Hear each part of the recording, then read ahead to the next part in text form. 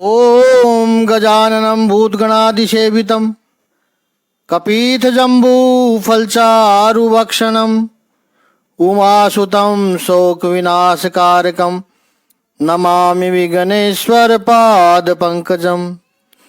कृष्णाय वासुदेवाय हरे परमात्मने प्रणतः क्लेशनाशाय गोविंदाय नमो नमः। ओम श्री महापुरुष देवाय नमः। ओम श्री गुरुदेवाय नमः। ओम आनंदमय। ओम शांतिमय। श्रीमद् भागवत गीता के दूसरे अध्याय का एकदम अनूठा प्रकरण स्थित प्रज्ञ दर्शन के ऊपर हम चिंतन कर रहे हैं। इन सिद्ध लोगों का जो नित्य अनुभव है, उन लक्षणों का हम दर्शन अध्ययन इसलिए कर रहे हैं ताकि हमें उस मार्ग में चलने की प्रेरणा, हिम्मत, उत्साह और मार्गदर्शन होता रहे। स्थित प्रज्ञ जिस स्थिति पर पहुंचा है, उस स्थिति पर हमें जाना है। स्थित प्रज्ञ हमारे लिए रोल मॉडल है। अरबों खरबों की बस्ती है इस सृष्टि की। उनमें से यदि एक व्यक्ति ने भी यह काम किया हो तो इसका अर्थ यह है सबके लिए यह संभव है। एक ने किया है तो और भी कर सकते हैं। हमारे लिए भी संभव है।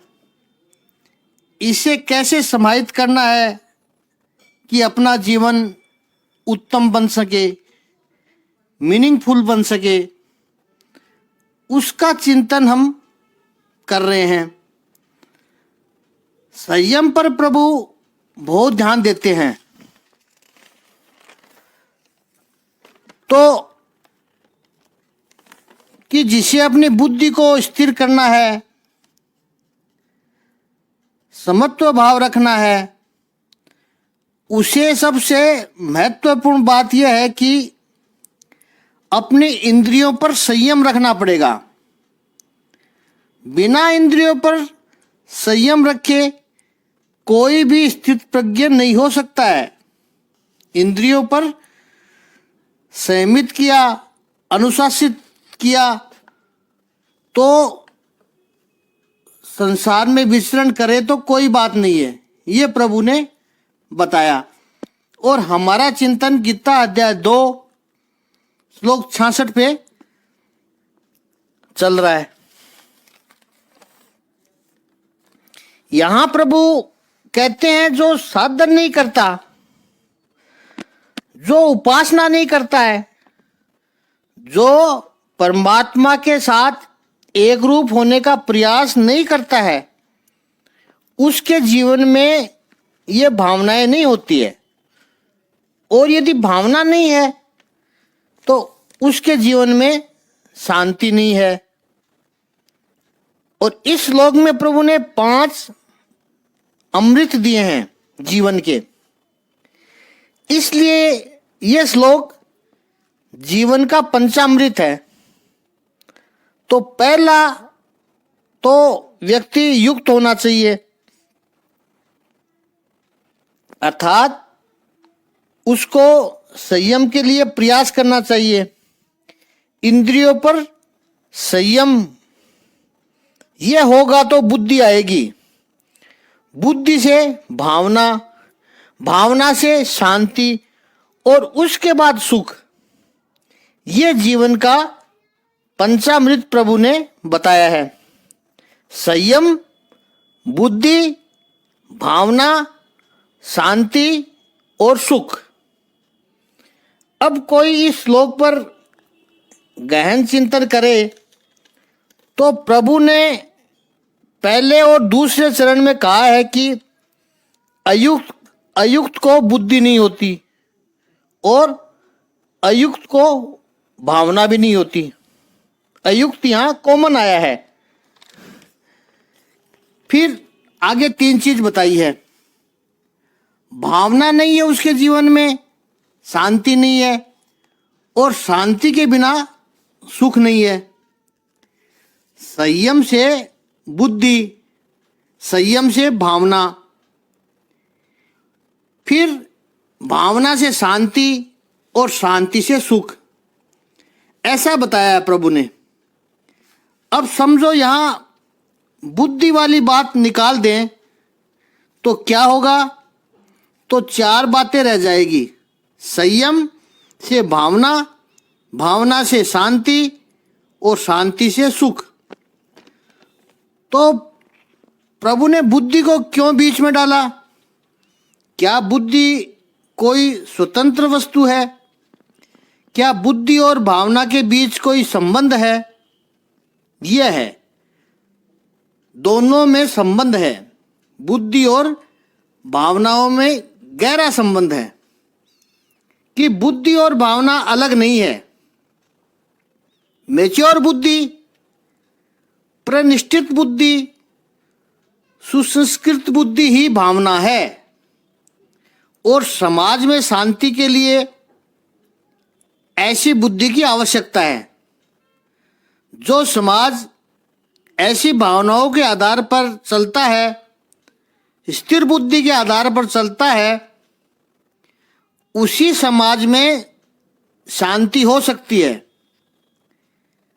अब इस भावनाओं में सत्य, करुणा, दान करने की भावना, परस्पर प्रेम, आदर की भावना, ये सारी बातें भावना में आ जाती है।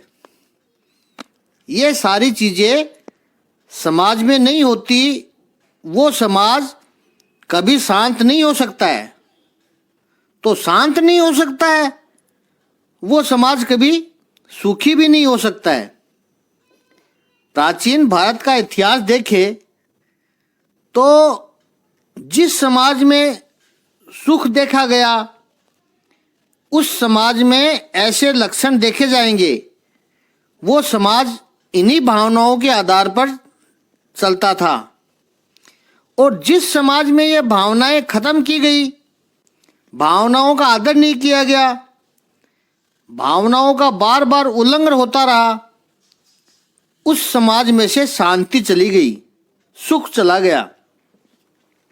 वो समाज परस्पर युद्ध करके अधोगति की ओर चला गया। ग्रीक कल्चर में देखिए, ऐसा ही हुआ। एक समय भौतिक समृद्धि के शिखर पर था ग्रीक, पूरे यूरोप को कंट्रोल करते थे।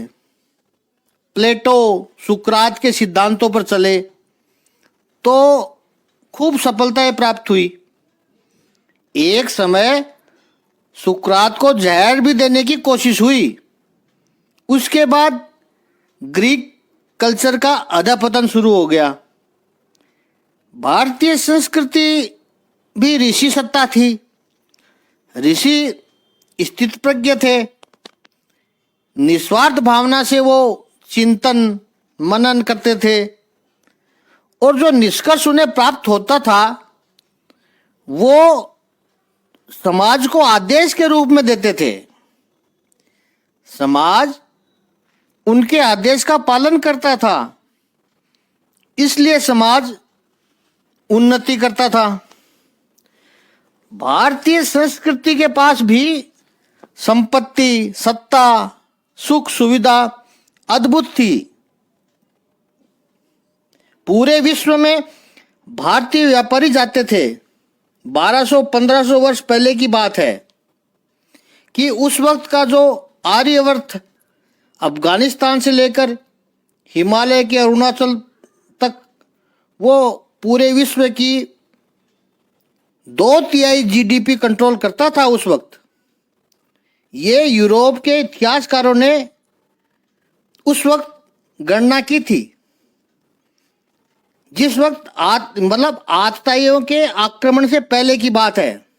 उसके बाद तो भारत पर आक्रमण हुए हैं कई। जब ऋषियों की सत्ता थी तब उस समय के राजा भी ऋषियों के आदेश का पालन करते थे। भावना से समाज चलता है। आज जो महासत्ता है अमेरिका या चीन, वो भी 2/3 जीडीपी कंट्रोल नहीं करते हैं। आर्यवर्त करता था उस समय। भावना का उल्लंघन नहीं होता था। आज हमने छोड़ दिया मनुस्मृति, ऋषियों के विचार। आजकल हमें ओल्ड डेटेड लगते हैं। कोई पढ़े तो पता चले कि उन ग्रंथों में क्या लिखा है। समाज का आईना थे वो, आज भी आईना है। वापस उन ग्रंथों को समाज में लाना ही पड़ेगा अगर समाज को उन्नत बनाना है तो। उनका एकमात्र आदेश था शास्त्र का, मनुस्मृति में इनका, कि शास्त्र का अध्ययन होना चाहिए और शास्त्रों के अध्ययन के साथ साथ शस्त्रों का अभ्यास भी अति जरूरी है। इतने शक्तिशाली व निष्ठावान बनो कि दुश्मन जो आज अपने समाज में घुल गया है उसकी रूह कांपने लगे। शिकार मत बनो, शिकारी बनो, विजयी बनो। जो समाज इन भावनाओं को छोड़ता जाता है तो उसका अधःपतन होता जाता है। तो बुद्धि और भावना दोनों अलग अलग नहीं है। प्रतिष्ठित बुद्धि ही भावना है, विकसित बुद्धि ही भावना है, जिससे समाज में सुख, शांति और संतुलन रहता है। थोड़ा और अधिक देखें तो भावना को आजकल केवल संवेदना, इमोशन मानते हैं। लोगों के मन में हो जाता है कि वो तो भावुक है, भावनावादी है।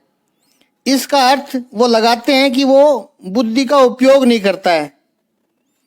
जो बुद्धि का उपयोग करता है वो अपने आप को उससे अलग समझते हैं, अपने आप को उससे ऊंचा समझते हैं। मैं भावुक नहीं हूं। सच पूछो तो भगवान श्री कृष्ण की दृष्टि से देखें तो बुद्धि नीचे है और भावना ऊपर है। परिपक्व बुद्धि, मैच्योर बुद्धि ही भावना है। स्थित प्रज्ञ बुद्धिमय होता है, इसलिए वो भावनामय होता है, एक स्टेप ऊपर होता है। बुद्धि केवल सोचती है, बुद्धि केवल निर्णय करती है, बुद्धि केवल दिशा दिखाती है। भावना उस दिशा पर चलती है, आचरण करती है। भावना दिशा भी दिखाएगी और उस पर चलती भी है। एक दृष्टांत से समझते हैं। समझो कि आप रास्ते पर जा रहे हो। आगे वही रास्ता 3 दिशाओं में जाता है, एक सीधा, दूसरा राइट में और तीसरा लेफ्ट में जाता है। और आपको अपने लक्ष्य पर जाना है और चौराहे पर आप खड़े हो। कौन सा रास्ता ले, कंफ्यूज हो। वहां पर आपको सोचना पड़ेगा, निश्चय करना पड़ेगा, पूछना पड़ेगा किसी से। नक्शा है तो वो देखना पड़ेगा।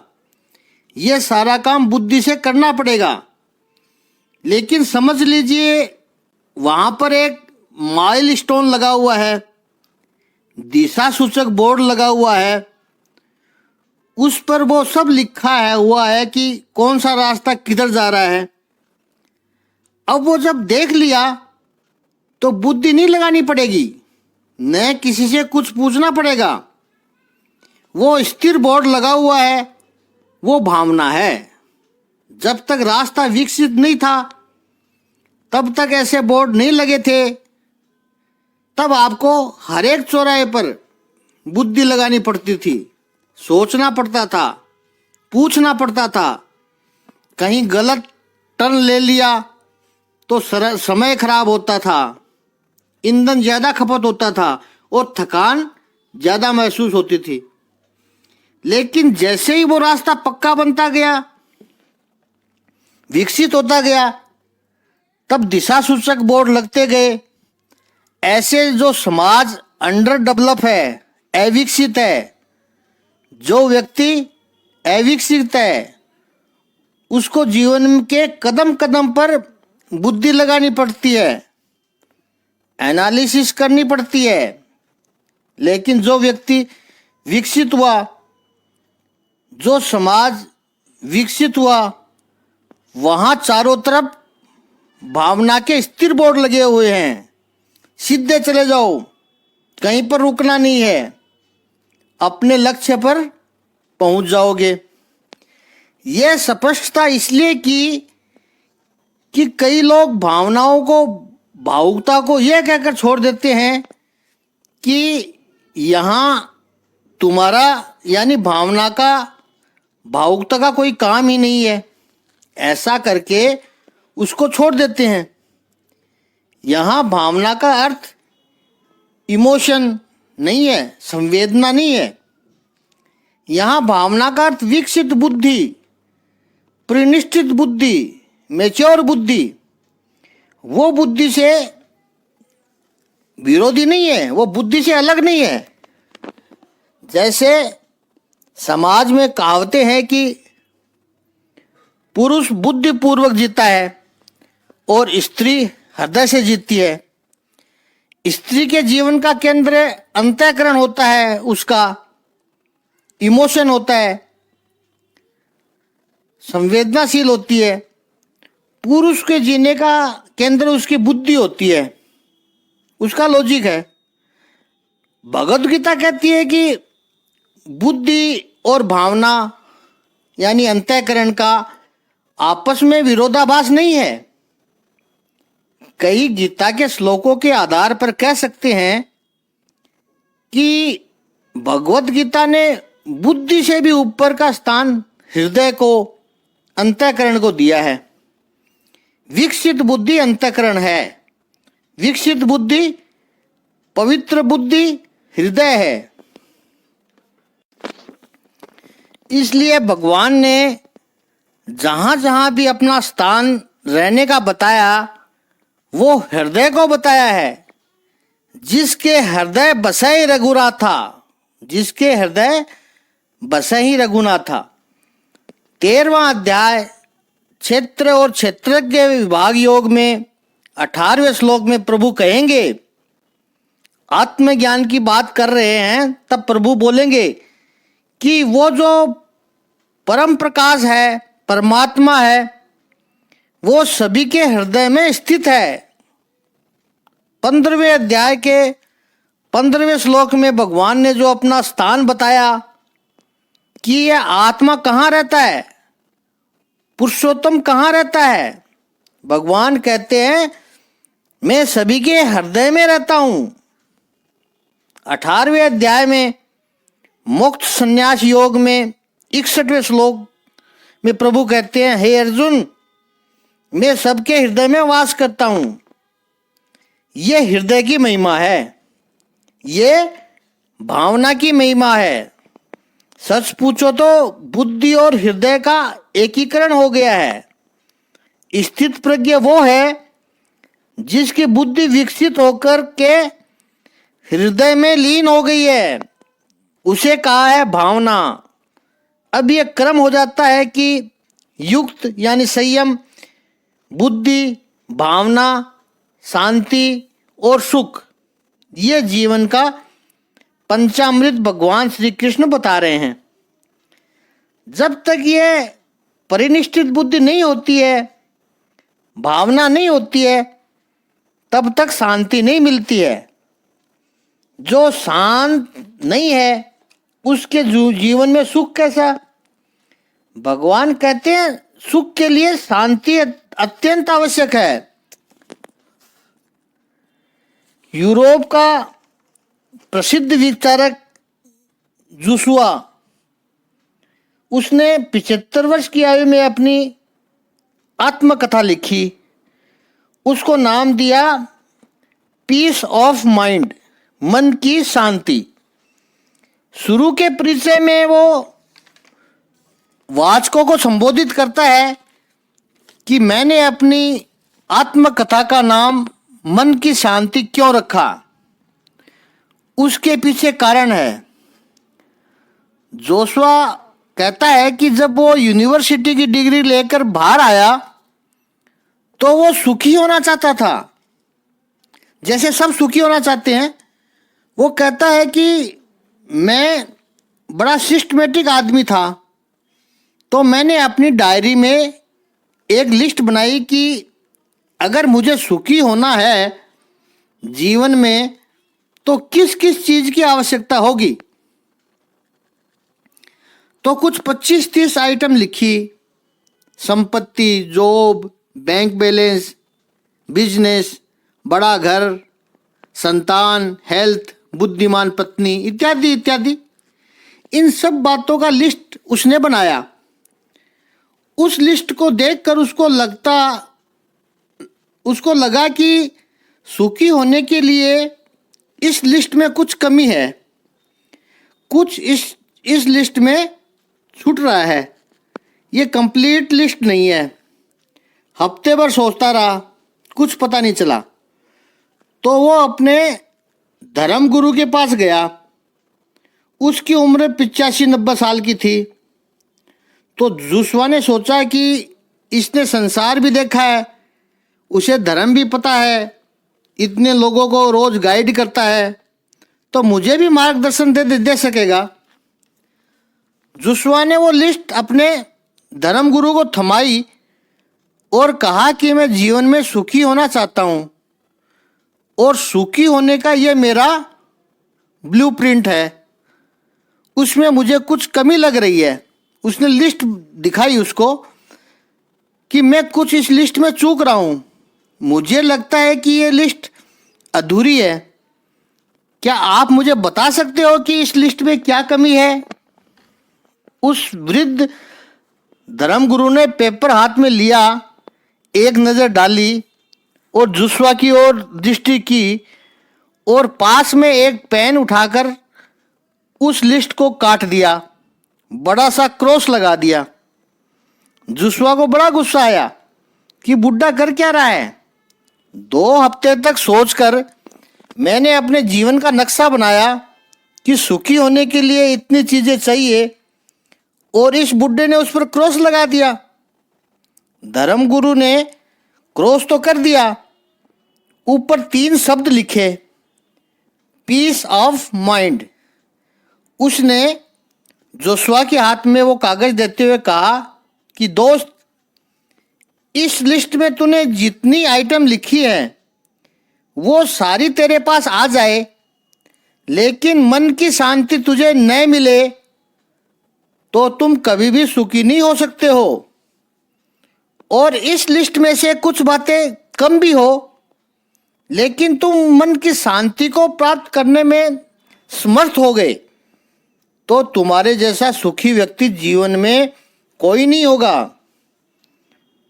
जोशुआ कहता है कि उस वक्त तो मैं 24-25 साल का नवयुवक था, तो मुझे नहीं पता चला वो क्या कह रहा है, लेकिन वो कागज मैंने फोल्ड करके अपनी जेब में रख लिया और उधर से निकल गया। घर पर आकर किसी पुस्तक में ये कागज रख दिया। मैं पुस्तक को भूल गया कि किस पुस्तक में लिखा हुआ है और जीवन सारा चला गया। 75 वर्ष की आयु हो गई। लोगों ने मुझे उत्साहित किया कि आपकी ज़िंदगी कईयों को प्रेरणा दे सकती है, इतने उत्साहित आदमी हो, आप समाज को एक राह दिखाने के लिए अपने आत्मकथा लिखो।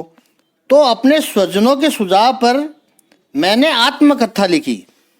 आत्मकथा जब पूरी हुई तो मैं सोच रहा था कि इसका टाइटल क्या दूं, तो कुछ पुस्तकें देखने लग गया। उनमें से एक कागज निकला जो उस धर्म गुरु ने क्रॉस करके पीस ऑफ माइंड लिखा था।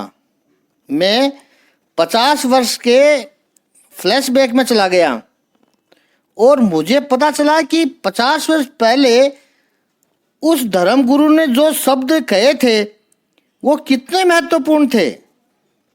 इसलिए मैंने अपनी आत्मकथा का नाम भी रखता हूँ पीस ऑफ माइंड।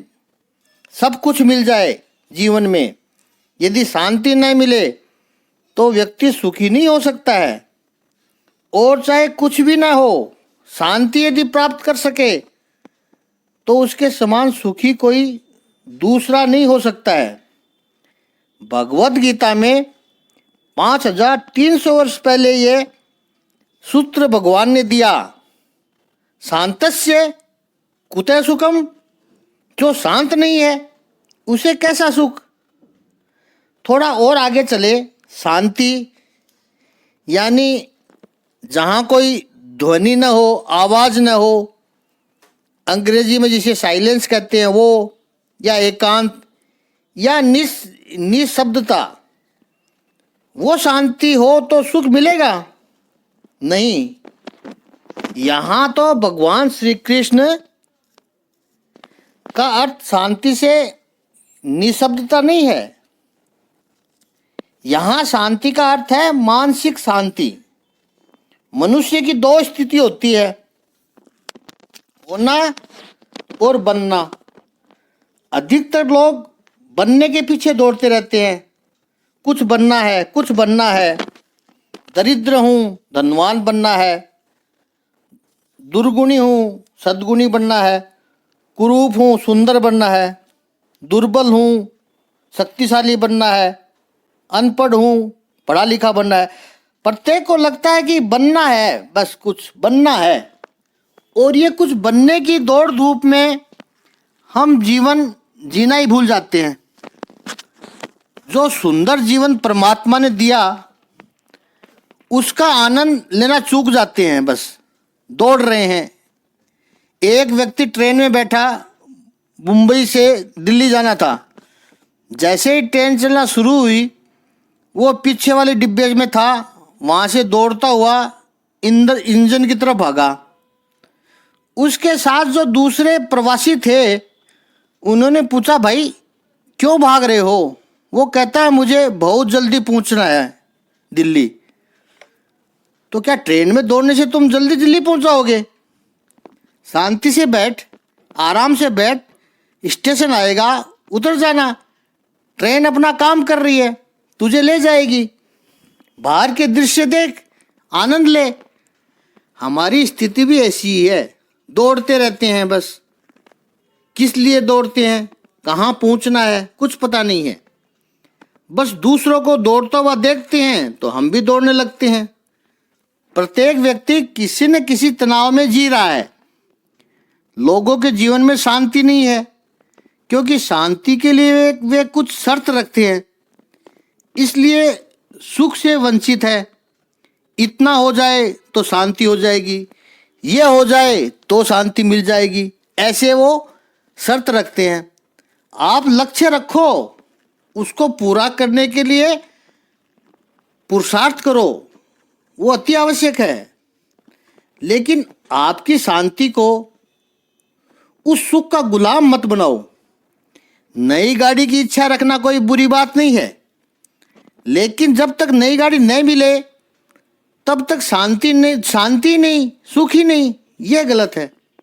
गाड़ी में बैठकर सुख मिलेगा, यह बात स्वीकार है हमें, लेकिन मेरा सुख केवल मैं गाड़ी में बैठकर मिलेगा, यह सही नहीं है। इस अंतर को समझिए। अच्छा घर होना अच्छी बात है, कोई मना नहीं है, इसके लिए पुरुषार्थ भी कीजिए, लेकिन वो जब तक प्राप्त न हो जाए तब तक जो स्थिति है उसका भी तो आनंद उठाइए। आपके पास छोटी गाड़ी है और महंगी गाड़ी की अभिलाषा है तो एकदम तो आएगी नहीं। आप पुरुषार्थ करोगे, पैसे इकट्ठे करोगे, कमाना पड़ेगा, ये प्रोसेस है। वो प्रोसेस 2 महीने का भी हो सकता है, साल भर का भी हो सकता है, 2 साल का भी हो सकता है। तो क्या 2 साल के लिए अपना सुख पोस्टपोन कर दोगे? गाड़ी नहीं आएगी तब तक शांत नहीं रह पाओगे। कुछ समय बाद गाड़ी आएगी, नया घर आएगा, लेकिन तब तक एंजॉय करो। उस सुख से क्यों वंचित रह जाते हैं? चाहे किसी भी विपरीतताएं हो, हम अपने सुख से कंप्रोमाइज नहीं करेंगे। भगवत गीता के आधार पर और भगवान श्री कृष्ण की कृपा से यह संकल्प आज से ही करिए। विपरीतताएं आएगी, चैलेंजेस आएंगे, कुछ लोग आपके साथ चीटिंग करेंगे, धोखा करेंगे, कुछ धूर्त लोग अपनेपन का नाटक रचा करके अपना स्वार्थ निकालकर अलग हो जाएंगे। वो शिकारी की तरह जाल फैलाएंगे और आप फंस भी जाओगे। उसकी करनी उसके साथ, ये सब होगा, सभी के जीवन में होता है। लेकिन केवल उसी घटना को याद करके निरंतर दुखी नहीं रहना है। चाहे किसी भी परिस्थिति हो, प्रिय से प्रिय व्यक्ति का संयोग होगा तो सुख लगेगा, लेकिन वियोग भी हो उसके लिए भी तैयार रहो, तो भी हम अपनी शांति को छोड़ेंगे नहीं। हम विक्टर हैं, विक्टिम नहीं। शिकार मत बनो, शिकारी बनो। ये याद रखना है कि सुख जब आना होगा आएगा, उसके लिए पुरुषार्थ करो, और दुख जब जाना होगा तब जाएगा, उसके लिए भी प्रयास करोगे। लेकिन वो सुख आए या फिर अभी जो दुख है वो चला जाए, उससे पहले के समय को भी हम एंजॉय करें, जीवन का सात्विक आनंद लेंगे। महापुरुषों का अनुभव है कि सात्विक शांति, सात्विक सुख महंगा नहीं है, असंभव भी नहीं है। कोई कहे कि जब तक कोई आनंद की चीज न हो तो कैसे आनंद लिया जा सकता है? चीज के बिना, वस्तु के बिना जो सुख मिलता है वही तो श्रेष्ठ सुख है, उच्च कक्षा का सुख है। इस पर आगे चिंतन कल करेंगे।